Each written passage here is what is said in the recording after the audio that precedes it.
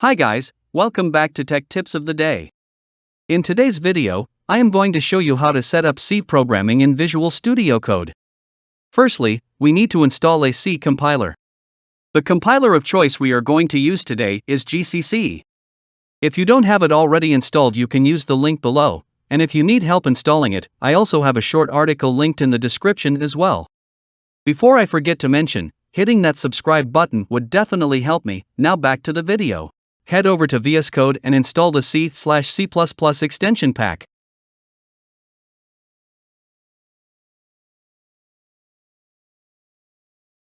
To run your code, search for an extension called CodeRunner and install it.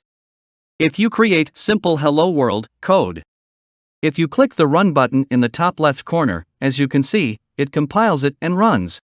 That is all I have for this video. I hope you enjoy learning how to code in C using VS Code. Don't forget to subscribe, like, and hit the bell icon if you want to support me.